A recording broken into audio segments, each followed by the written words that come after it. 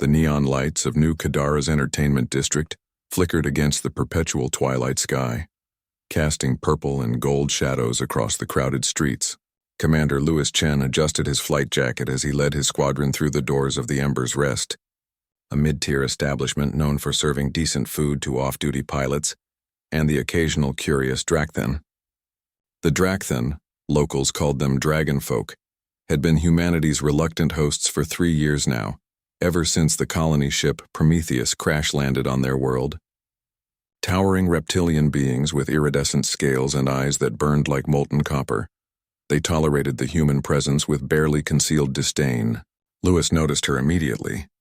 The waitress moved between tables with practiced efficiency, her emerald scales catching the amber lighting.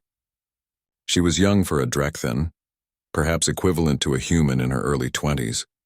Her name tag read Sarith in both Drakthen script and standard English. But it wasn't her name that made Louis's jaw tighten. It was the dark purple bruising visible along her neck ridge, and the way she flinched when a customer raised his hand too quickly. "Boss, you seeing what I'm seeing?" Orla Martinez whispered beside him, her dark eyes narrowing. His second-in-command had always had a sharp eye for trouble. "Yeah," Louis muttered. "I'm seeing it." The squadron settled into their usual corner booth. Sarith approached with her datapad, keeping her luminous eyes downcast. Up close, Louis could see more. A healing cut along her jaw, the slight tremor in her clawed hands. "What can I get for you?" Her voice was soft, almost melodic despite the Drakthen's naturally gravelly accent. "The usual for everyone," Louis said gently. "And hey, you okay?" Sarith's eyes widened fractionally. In 3 years, Louis had learned enough Drakthen body language to recognize fear. "I am functional. Your order will arrive shortly." She vanished toward the kitchen before he could press further. Orla leaned across the table. "We doing something about this?" Louis drummed his fingers against the worn plasteel surface. Humans were barely tolerated on New Kadara. They had no legal standing, no protections under Drakthen law. The Treaty of Arrival made that painfully clear. Humanity existed here at the sufferance of the Planetary Council. But then he thought of his sister back on Earth, thought of every time someone had looked the other way when they should have spoken up. "Find out who owns this place," Louis said quietly, "and find out where she goes after her shift." The investigation took 2 days. Orla had connections throughout the human community. Mechanics, translators, the handful of humans who'd managed to integrate into Drakthen society. The picture that emerged made Louis's blood boil.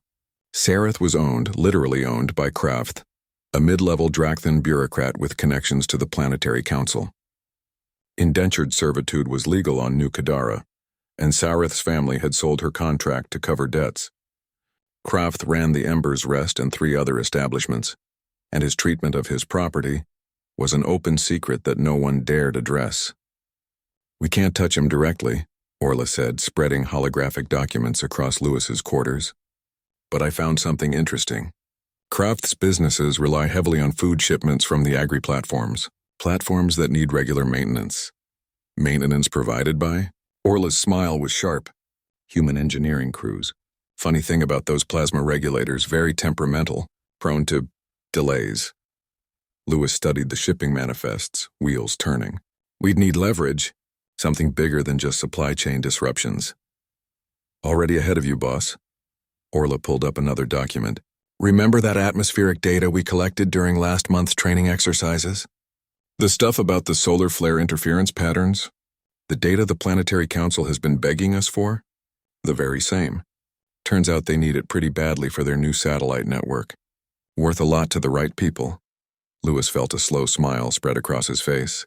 "Get me a meeting with Council Representative Thrasic. And have our entire squadron, flight suits, dress uniforms, the works, ready to make a public appearance tomorrow." The next evening, Louis walked into the Embers Rest flanked by 37 pilots in full dress uniform.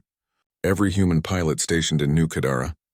The restaurant fell silent as they filed in, their boots striking the floor in synchronized rhythm. Kraft emerged from his office, scales bristling with indignation. "What is the meaning of, 'We're here for dinner'?" Louis announced loudly. "All of us. Every night. For the foreseeable future." He turned to face the other patrons, mostly Drakthen, a few nervous humans. "We're also here to make an announcement. The Planetary Council has officially requested critical atmospheric data from the human community, data that will be released once certain conditions are met. Kravth's eyes narrowed to slits. You have no authority to... One of those conditions, Lewis continued, ignoring him, is a full review of indentured servitude practices in council-licensed establishments. Starting with this one.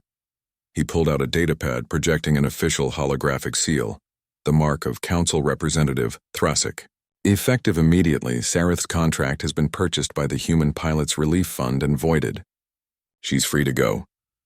The restaurant erupted in shocked murmurs. Kravth's scales flushed dark crimson with rage, but he couldn't move, not with 37 witnesses and official council backing. Sareth stood frozen near the kitchen entrance, her datapad clattering to the floor.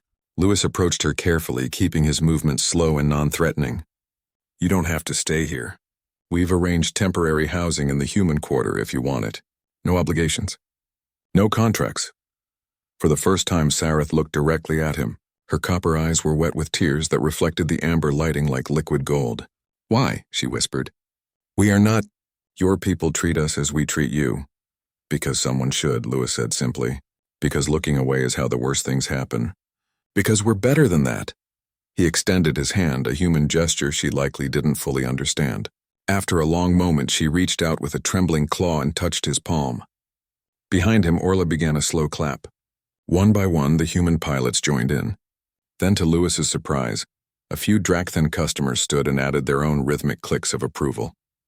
Not everyone. Not even close to a majority. But enough. Kravth stormed back into his office, but the damage was done. By morning, the story had spread through New Kadara's networks. Within a week, 3 more indentured workers bought their freedom using human-backed funds.